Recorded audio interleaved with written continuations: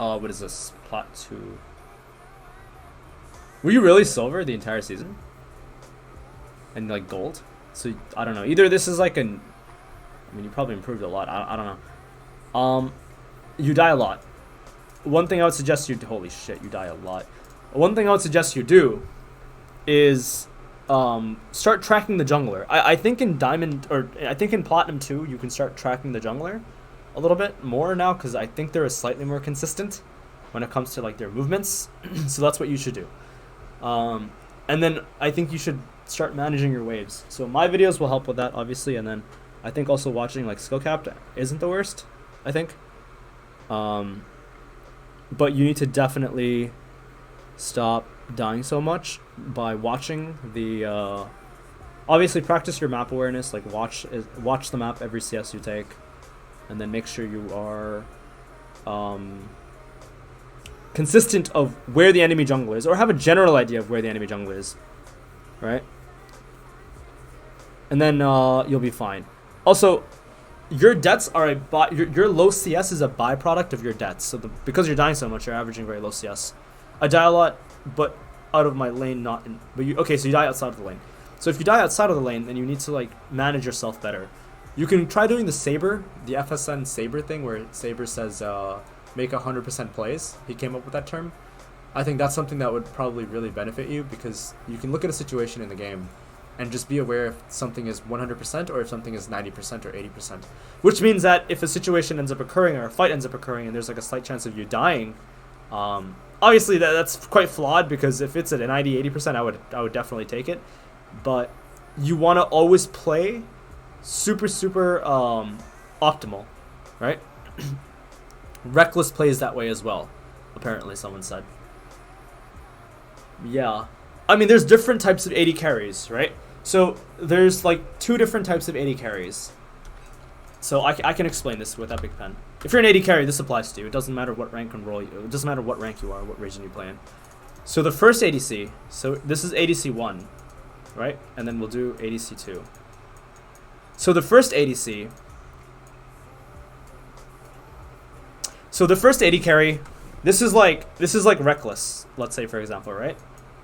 This is like Reckless, and let's say the second AD carry, this is Uzi. Or okay, this is like Uzi. Okay?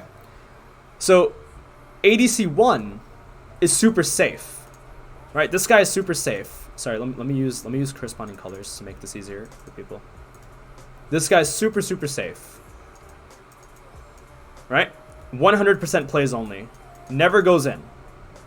This guy is like you. Kind of a psychopath. You know?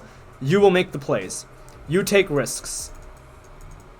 Okay? So you take risks, and you will go in for 50-50s. You will go in for 50-50s. Right? Now, this player, obviously I'm not gonna debate on who's more talented. Both players could be extremely talented. Now, this doesn't have to be Reckless or Uzi. This could be like a Platinum AD carry and another Platinum AD carry. This could be a Gold AD carry versus Gold AD carry. It does not matter, right? But ADC 1 versus ADC 2. ADC 1 is more likely to climb in solo queue, right? He is more likely to climb. Because in solo queue, you don't have to be good. You just have to be consistent. So if you are safe 100% of the time, and you play safe, and you actually like get all the CS, and obviously you're taking trades and you're not playing like a complete KDA player, then you will have a higher chance of climbing in solo queue. But you will get capped. You will cap. You may cap at Master. You may cap at like Challenger. You may cap at like 300 LP, right? This guy, if he can break the curve and get to Challenger, this guy will become one of the best AD carries in the server, because they're able to take these risks. That's why you see Uzi playing something like Tristana, and was able to jump into about 3 to 4 people, calculate all of the damage taken and dealt, and then live with his W reset with like 1 to 2% HP remaining, which is like obviously not that extreme, but like he was very good at calculating this stuff.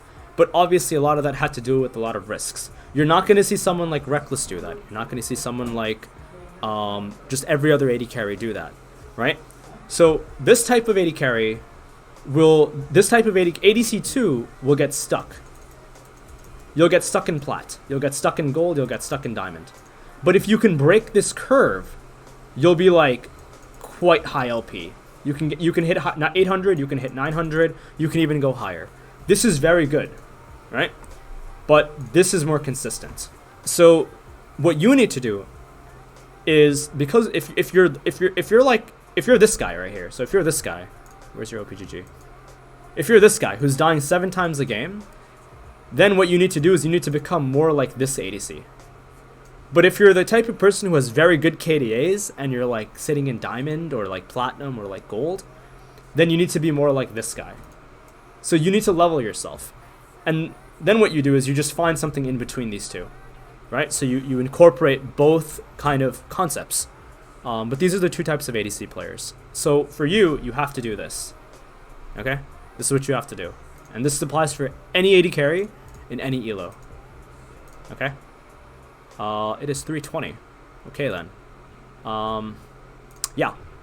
We can keep going. We can do a few more. I don't mind. But again, level yourself. And this is the same thing for mid laners as well. Right? Mid laners are also in the way the same. It's sort of also the same thing. So you can start leveling yourself also as a mid laner. So like, I don't know, who's a very safe mid lane. Like we can look at the classic example of Dopa versus Faker. Right? Dopa and Faker are very 2 contrasting different players. But they're both relatively successful in what they do. But they do it very differently. Dopa is more likely to address the game through more of a defensive style versus Faker, who will literally walk up to you and start autoing. You know? Dopa doesn't take risks.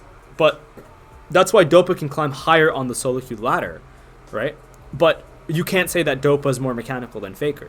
In fact, I think that Dopa is less mechanical than many challengers. I think there's many challengers that are more mechanical than Dopa. It's just that they're not intelligent with the game, and the way Dopa thinks about the game is what makes him get really, really high MMR. So that's the thing. That's the thing about like climbing, right? You don't just have to be mechanical in order to climb, right? Although being mechanical is still really, really good, it's a great thing to have.